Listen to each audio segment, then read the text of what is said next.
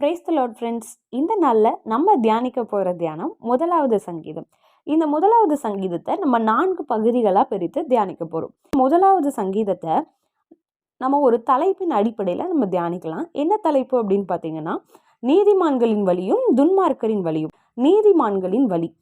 சங்கீதம் 1:1 துன்மார்க்கருடைய ஆலோசனையில் நடவாமலும் பாவிகளுடைய வழியில் நில்லாமலும் பரியாசக்காரர் உட்காரும் இடத்தில் உட்காராமலும் அப்படின்னு வருகிற வார்த்தையை நம்ம பார்க்க முடியும். இந்த இடத்துல நடவாமலும் நில்லாமலும் உட்காராமலும் அப்படிங்கிற வார்த்தை போடப்பட்டிருக்கு. இது ஒரு வளர்ச்சியினுடைய 3 வார்த்தைகளாக கூறப்பட்டிருக்கிறது நம்ம இந்த இடத்துல கவனிக்க முடியும். என்ன அப்படின்னா, ஃபஸ்ட்டு நடப்போம், அதுக்கப்புறம் கொஞ்சம் தூரம் நடந்துப்போம், அப்புறம் நிற்போம், அதுக்கப்புறம் நம்ம என்ன பண்ணுவோம் அப்படின்னா உட்காந்துருவோம் இல்லையா? இது என்னன்னா ஒரு பரிணாம வளர்ச்சியை குறித்து இந்த இடத்துல நம்ம பார்க்க முடியுது. இது பாவம் என்கிறது கொஞ்சம் கொஞ்சமாக விருத்தி அடைகிறது குறித்து இதன் மூலம் நம்ம தெரிஞ்சுக்கொள்ள முடியும். சின் இஸ் அ ப்ரொக்ரெசிவ் அப்படிங்கிறத இந்த நடவாமலும் நில்லாமலும் உட்காராமலும் அப்படிங்கிற வார்த்தையிலிருந்து நம்ம தெரிஞ்சுக்க முடியும். ஆமாங்க, நமக்கே தெரியும் இல்லையா? பாவம் அப்படிங்கிறது கொஞ்சம் கொஞ்சமாக வளர்ந்து நம்மளையே அதுக்குள்ளே இழுக்கக்கூடிய ஒரு சக்தி அந்த பாவத்திற்கு இருக்குது. உதாரணமாக நம்ம வேதத்தில் பார்த்தோன்னா, தாவீது ராஜாவினுடைய வாழ்க்கையில் பத்சேபாள் இடத்துல தாவீது ராஜா பாவம் செய்தபோது எப்படி அது பாவம் படிப்படியா அவரை அடிமையாக்கினது, பாவம் அப்படிங்கிறது படிப்படியா வளரக்கூடியது அப்படிங்கிறத, இந்த சத்தியத்தை நம்ம கண்டிப்பா தெரிஞ்சுக்கணும்.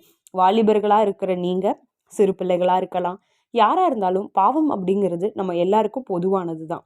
பாவம் அப்படிங்கிறது கொஞ்சம் கொஞ்சமா நம்மளை கட்டி இழுக்கும். அது கண்டிப்பா வளரக்கூடியது தானே தவிர ஒரு நாளும் நம்ம பாவத்தோடு எதிர்த்து நிற்க முடியாது. வேத வசனம் சொல்லுகிறது இல்லையா? பிசாசுக்கு எதிர்த்து நில்லுங்கள், பாவத்தை கண்டு நம்ம ஓடணும். பாவத்துக்கு நம்ம எதிர்த்து நிற்க முடியாது. ஏன்னா பாம்பை கண்டு ஓடுவது போல பாவத்தை கண்டு ஓடு அப்படின்னு நம்ம சொல்லுவதை கேட்டிருப்போம் இல்லையா? பாவம் அப்படிங்கிறது நாளுக்கு நாள் வளரக்கூடியது. அது கண்டிப்பா நம்மளை படுகுழியில தள்ளாம விடாது. தாவீது ராஜாவுடைய வாழ்க்கையில பத்சேபால முதல்ல பார்க்கறாரு, இரண்டாவது இச்சையா மாறுது. அது அந்த இச்சை மாறி பாவம் பிறந்ததுக்கு அப்புறம், அவங்க பத்சேபால் கர்ப்பவதி ஆனதுக்கு அப்புறம் தாவீது ராஜா அதை மறைப்பதற்காக அநேக காரியங்களை எடுக்கிறத நம்ம பார்க்குறோம். உரியாவை கொலை செய்கிறார். இப்படிப்பட்ட கொடுமையான சூழ்நிலைக்கு தாவீது ராஜா தள்ளப்படுவதை நம்ம பார்க்க முடியுது. இதுல இருந்து பாவம் அப்படிங்கிறது வளர்ச்சி அடையக்கூடியது அப்படிங்கிறத நம்ம தெரிந்து கொள்கிறோம். நடவாமலும் நில்லாமலும் உட்காராமலும். இந்த நாளில் நம்ம லைஃப்பில் கூட மேபி நம்ம எல்லாருமே மனுஷங்களாக இருக்கனால பாவத்துக்கு உட்படுவோம்.